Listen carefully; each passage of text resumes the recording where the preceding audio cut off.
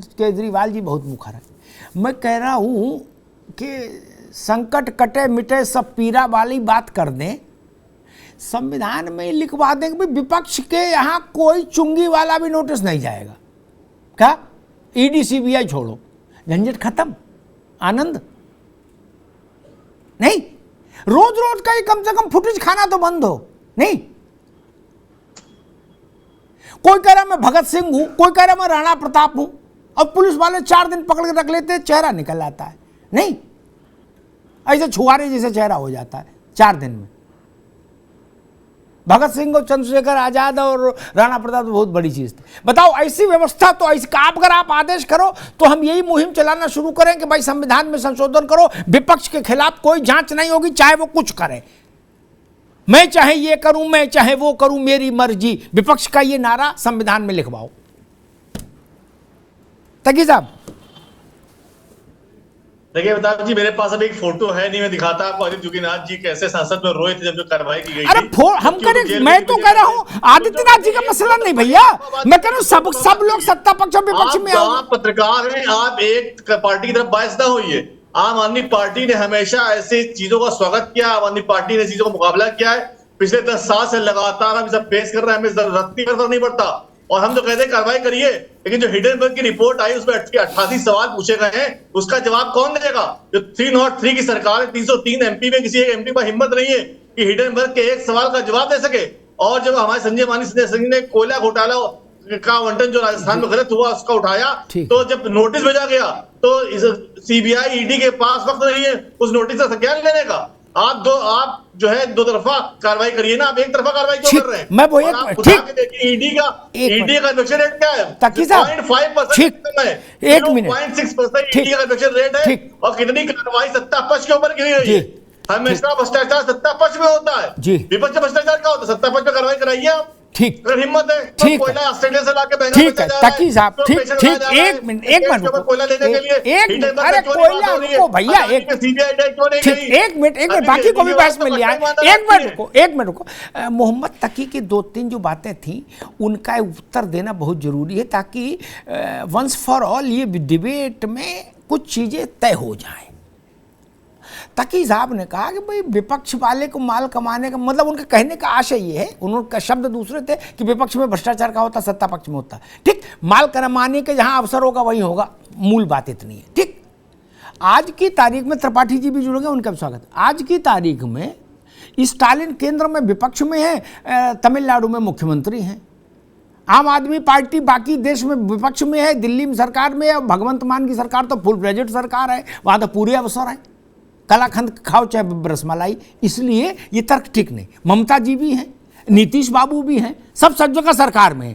ठीक, इसलिए ऐसा नहीं कह सकते कि हमारी जांच नहीं कराओ। और मैंने तो नाराज होने की बातें नहीं, मैंने कहा भगवंत मान से कहो, जितने भाजपाई हैं, जितने अकाली हैं, जितने कांग्रेसी हैं, सबको जेल भेज दो, जांच करा के 5 दिन के अंदर।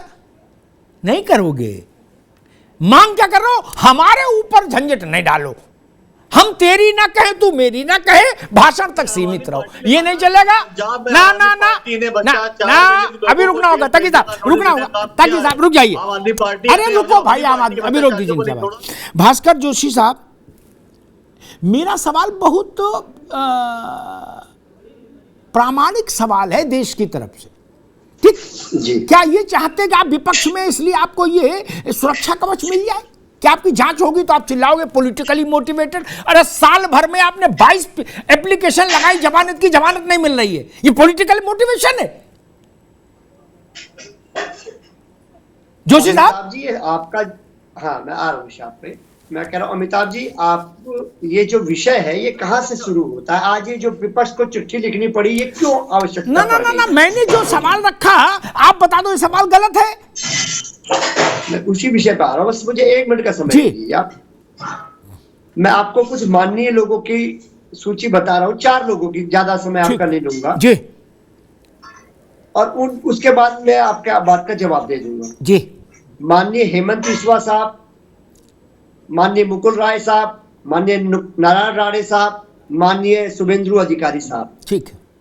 ये 4 लोग विपक्ष की पार्टी में थे, लेकिन भारतीय जनता पार्टी की जब वॉशिंग मशीन में झुल गए तो एकदम साफ हो गए, और दाग भी बड़े बड़े थे। अमिताभ जी बहुत सीनियर पत्रकार है, आपको बताने की आवश्यकता नहीं कौन कौन से दाग थे जी।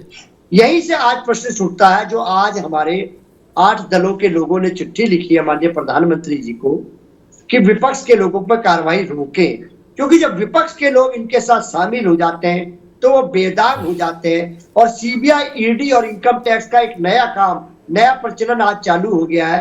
विपक्षी नेताओं की छवि को धमिल करो, सरकार इनके अनुकूल बनाओ और सरकार इनके गिराओ, ये इस काम में लगा। मैं आपको एक उदाहरण सहित एक बात बताना चाहता हूँ। कर्नाटक में एक एमएलए है भारतीय जनता पार्टी के, करोड़ों रुपए घूमे, कोई उनकी गिरफ्तारी नहीं हुई है। मैं मनीष सिसोदिया जी की पार्टी का नहीं हूं, उनका बताएंगे, लेकिन मनीष जी के ना तो घर पे ना उनके पैतृक गांव पिलखुआ में कोई संपत्ति मिली है, ठीक है, लेकिन वो जेल में। हम नहीं कह रहे उनको जेल में मत डालो। ठीक है भास्कर जी, अभी रुकना होगा। भास्कर जी ने जो बात कही उसमें एक बात कहूंगा तो वो सारा तथ्य ये फिर वापस वहीं टू आ जाएगा, बैक टू स्क्वायर वन। उन्होंने 4 नाम गिनाए, उसमें 2 का मैं उत्तर दे देता हूं। मेरी लड़ाई कहां है, मैं किस बात के लिए आया हूं। शुभेंदु और वो जो दूसरे बंगाली नेता बताए, ठीक, उन दोनों को ममता ने जेल में क्यों नहीं डाला? ममता वहां फुल फ्लेजेड चीफ मिनिस्टर है, पूरे हक और हकूक के साथ। मैं वही तो कह रहा, भगवंत मान गाल बजा रहे हैं, पंजाब में जेल में डाल दिया। मैं इसी बात के खिलाफ हूं। मुलायम सिंह यादव ने कहा था कि हमारी सरकार आएगी, बुलडोजर चला देंगे, ये स्मारक जो बनवाए हैं मायावती ने, और मायावती को जेल में डाल देंगे। क्या हुआ? डाल दिया। मायावती जी ने भी यही कहा था। ये गुड्डी गुड्डी नहीं चलना चाहिए देश में, ये पर्दे के पीछे गठजोड़ नहीं चलना चाहिए। या तो साहस रखिए और नहीं तो फिर राजनीति मत करिए। शैलेंद्र दुबे जी, मैं तो बड़ा निष्पक्ष बात लेके आया। शुभेंदु अधिकारी भ्रष्ट थे कहा जा रहा है, ममता जी के इलाके में रहते, राज्य में रहते हैं, राज्य सरकार संप्रभु है। क्या संप्रभु है अपने राज्य में, उसका हाथ कोई नहीं पकड़ सकता।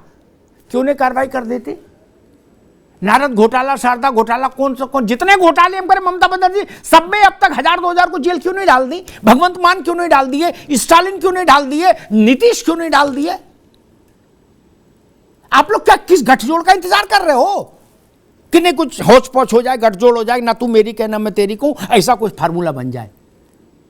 शैलेंद्र जी, ये चाहते हैं देश क्या?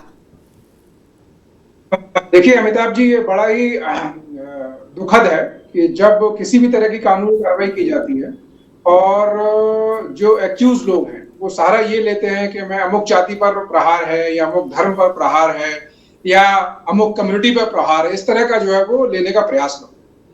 अगर जो लोग, जैसे मैं अरविंद केजरीवाल का ही नाम लूं, जब वो सत्ता में नहीं आए थे, वो तमाम नेताओं को एक लंबी फेरिस्त थी, उनके खिलाफ जो है तमाम एक लंबी सूची लेकर, मोटी मोटी फाइलें लेकर। नहीं, उस लंबी नहीं, उसको ऐसे कह दो, देश के 6 नेताओं को छोड़ के जो मौजूदा समय में बड़े नेता है, बाकी सबको चोर कहा था, ऐसे बोल दो तो उसमें बात आ जाएगी पूरी। नहीं, उसमें चूंकि मैं कुछ लोगों का नाम मैं इसलिए ले रहा हूँ, जब उन लोगों ने मानी हानि का केस किया उनके खिलाफ में, तो वो सुप्रीम कोर्ट में जाकर जो है वहां पर माफीनामा लिख के आ जाते हैं, मतलब जो सम्मुख जो कोर्ट था उसमें।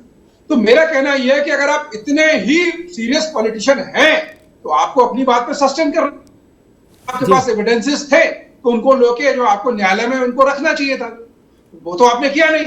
उल्टा आप लॉजिक क्या देते हैं कि नहीं, समय हमारा बर्बाद न हो जिस वजह से हम जो जनता के काम करने में, तो भैया फिर आपने इस तरह के आरोप क्यों लगाए थे? अगर आप आरोपों में दम नहीं था तो आपने क्यों लगाए? तो इससे ये जाहिर होता है कि आपकी कहीं ना कहीं जो राजनीतिक मंशा है वो स्पष्ट नहीं थी। वो सिर्फ ये है कि जनता में इस तरह का नैरेटिव देने के लिए कि नहीं जी हम तुलनात्मक दूसरों के ईमानदार हैं। और मैं एक केस जो सत्येंद्र जैन जी का केस आता है वो सबसे ज्यादा जो है डिसिसिव है। वो क्यों है कि जितनी भी इन्वेस्टिगेशन है, चाहे वो किसी भी एजेंसी के द्वारा हो, आपकी पुलिसिंग के द्वारा हो, आपकी इंफॉर्मेशन आपकी ईडी के द्वारा हो, सीबीआई के द्वारा हो या तमाम अन्य एजेंसी के द्वारा हो, उनका काम इन्वेस्टिगेशन करना ही है ना। फाइनली मामला तो कोर्ट के अंदर ही आता है ना, ट्रायल में। तो कोर्ट जब जो आपको बेल आउट नहीं कर रहा है, कोर्ट आपको जमानत नहीं दे रहा है, इसका मतलब क्या है? There are the some substantial evidences against you. ठीक है शैलेंद्र बाबू, अभी रुकिए। शैलेंद्र बाबू अभी रुकिए, मैं त्रिपाठी जी के पास चलूंगा, बहुत पुराने व्यक्ति हैं। चीज़ों को जानते समझते हैं। त्रिपाठी जी एक बार रुको, मैं ताकि जवाब ही नहीं बीच में नहीं। त्रिपाठी जी, जो मैंने अनुभव से सीखा है आप लोगों को सुन के, राजनेताओं को, अकलियत के खिलाफ जांच नहीं तो राजनीतिक मुद्दा बन जाएगा। ओबीसी के खिलाफ नहीं, दलित के खिलाफ, मैं वो तो उसमें जात आ जाएगी, वर्ग आ जाएगा, ठीक। महिला के खिलाफ नहीं, युवा के खिलाफ नहीं, ठीक। तो जांच किसके, विपक्ष के खिलाफ नहीं तो जांच किसके खिलाफ होगी, ठीक। क्योंकि भ्रष्ट से भ्रष्ट आदमी हो उसकी जात आगे कर दो, उसका वर्ग आगे कर दो, उसका वर्ण आगे कर दो, उसकी पार्टी आगे कर दो, यही ना। मैं एक बात ही नहीं समझ पाता, जहां आप सरकार में हो वहां आपने क्लीनिंग के लिए कोई काम किया नहीं किया। आप लोग क्या मांग कर रहे हो कि हुजूर अब बंद कर दो, ये जैसे हम अपने राज्य में आंख बंद किए ऐसे आप बंद रखो दिल्ली से। क्यों भाई, हम तो करें सब लोग आंख खोलो, नहीं तो आपकी आंख में हम आई ड्रॉप डालें जनता, ताकि दिखाई दे भ्रष्टाचार कहां हो रहा है, वो आदमी जेल जाए।